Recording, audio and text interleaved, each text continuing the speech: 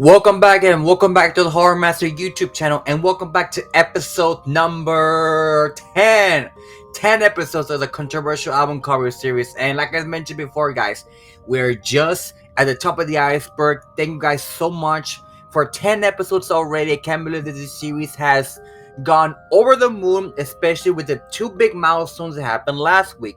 Of course, passing the 100 subscribers, which I am grateful for everybody who's been watching the videos and has subscribed to the channel. I think we're currently, at the time of recording this video, we're 123 subscribers, which thank you guys so much for that reception, and also for the latest episode, episode 9 of Butcher the Bird, for passing over 900 views, which I never thought in my wildest dreams that one of my videos would actually be big in terms of quote unquote big in views. But wow, guys, like, I cannot thank you guys so much for that reception.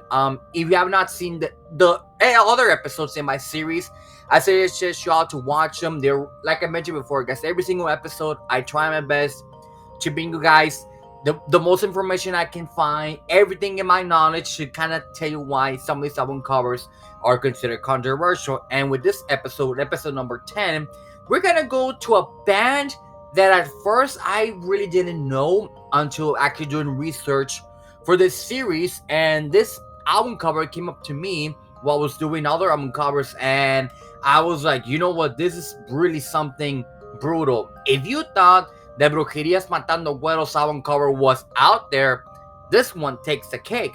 And of course, I am talking about the second full-length studio album by Dutch Goregrind band Last Days of Humanity, with their most famous or infamous album, depending on your perspective, Hymns of Indigestible, Suppuration, released on January 1st, 2000 on Bones Barges Records. So again, January 1st, 2000, already one of the first albums of the new millennium. You know this is gonna be something unique. Last Days of Humanity, like I mentioned before, they're a Dutch band. For those who know what Dutch is, they're from the Netherlands. They're a Dutch band from the Netherlands that has a combination of Goregrind elements, inspired by bands of later on Pig Destroy, but of course, what were influenced by, of course, Napalm Death, early Carcass, maybe a little early Bolt Thrower, and so on and so forth bands, especially the brutal death metal. So Last Days of Humanity has been a band that has been going on and off for a couple of years. They've been around since the late 80s, early 90s, and released some of the most gruesome Goregrind sounds ever in metal. Like I mentioned before, being this is their second full-length studio album. I mentioned before, sometimes the second full-length studio album is the hardest album for you to write, because you have your entire life to write your first album, and when you're trying to make your second album, it's kind of like, okay, let's see if this is not just a one-hit wonder band. And thankfully for this band, they actually went on to go on to have a career on and off. They've been not consistently touring, but I think they've been around on and off in the past couple of years. But there's still some, there's still fans out there want to hear Last Days of Humanity out there, especially for people who are huge Goregrind more fanatics than I am. Especially, I do enjoy the genre at times, not as much, but Last Days of Humanity is one of those bands that I might give it more a listen as the year will go by. So Hymns of Humanity, Hymns of Indigestible, Suppuration, like I mentioned before, if you thought that Matando Güeros by Brujería was out there, this one takes the fucking cake, because just look at the album cover. Like, I'm pretty sure the album cover's been here this entire motherfucking time. But just by the point of this album cover, when you have a body just laying there covered in blood, when it looks like the motherfucking head's been blown up to pieces, you see pieces of the brain, and you see just like so disgusting that I can't believe. I mentioned before, every single album cover that I've talked about, it's astonishing, and some people get away with it, or sometimes even thrown into jail, or sometimes get crucified for specific reasons. But I'm surprised that the Dutch were allowed to, of course, have this album cover in plain sight. Of course, in other distributors, like in Britain and in the States, they had to censor the album cover, but of course adding the blurring the most prominent thing of the album cover, because of course they don't want backlash into that. But like I mentioned before, any press is any good press. If you do get any press, it's pretty bad. But the album cover, it's very disgusting, to be honest, because you never thought that seeing this in an album cover is a shock value. Because I mentioned before when I did my brujeria, Matando Güeros video, I have seen so many of this kind of pictures around the newspaper in Mexico, because of course I mentioned before I live in a border town, and stuff like that is shown in the news. So nothing to me is pretty new to me. I've kind of seen some more brutal stuff. This right here, it kind of takes the cake, because it's not just a decapitated head. This is like the entire fucking body covered in blood, and this person's blood,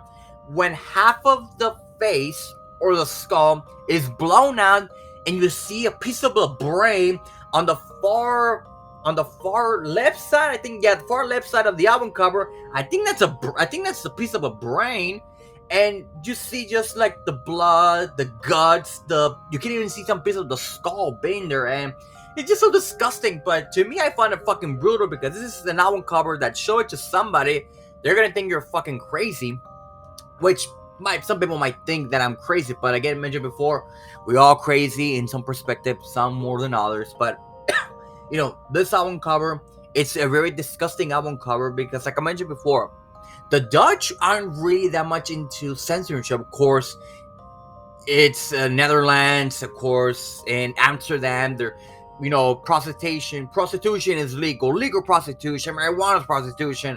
So the Dutch are kind of a bit more lenient when it comes to those kind of rules and regulations and censorship.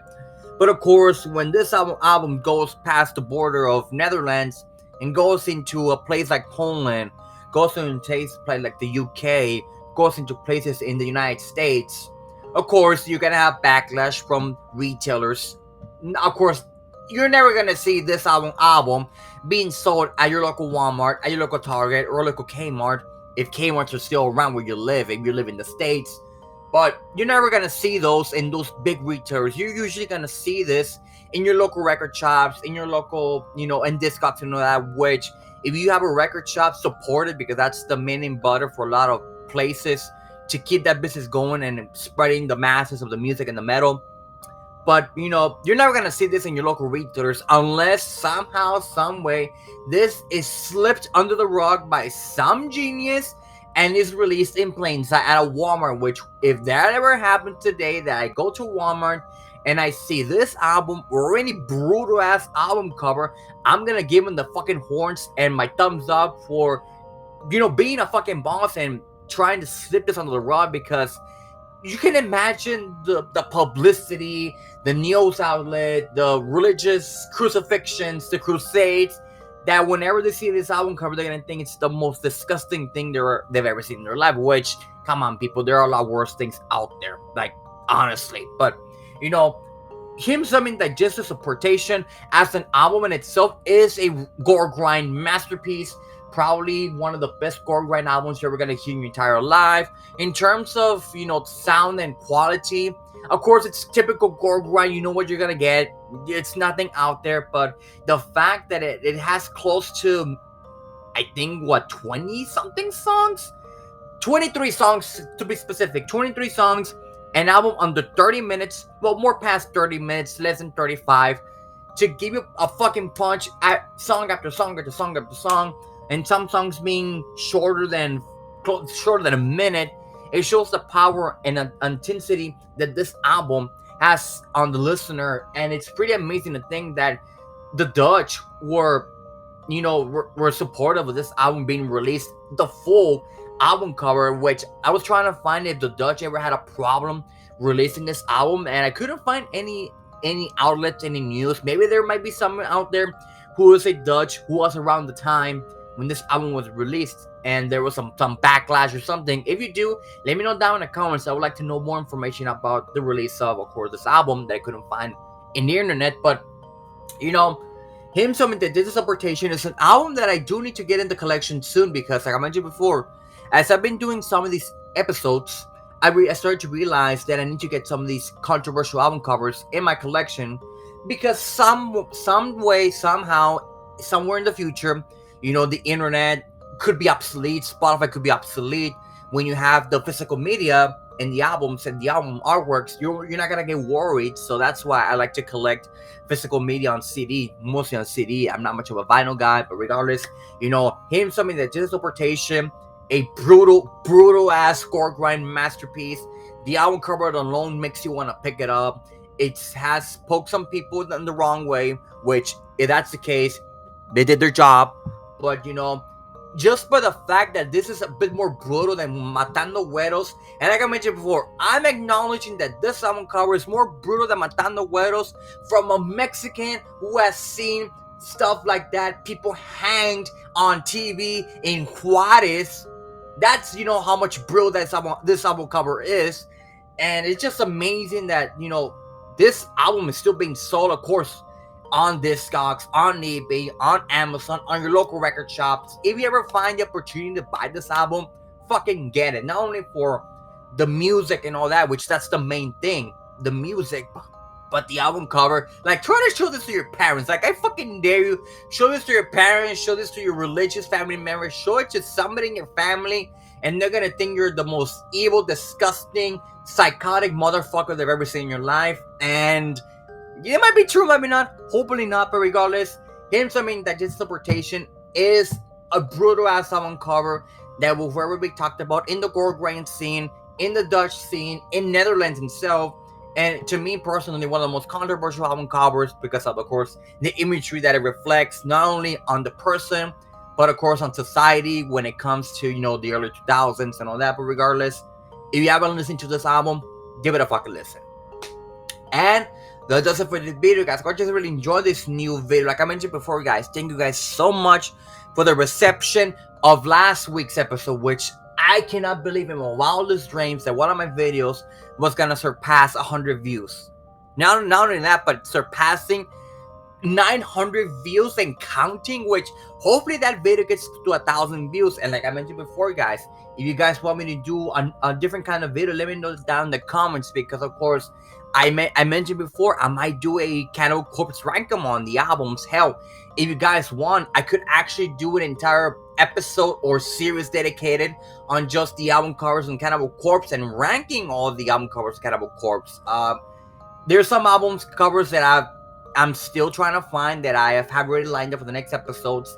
So like I mentioned before, guys, this is going to stay a weekly series, because if I do this every other day, it's going to get tiresome. And of course, it takes me some time.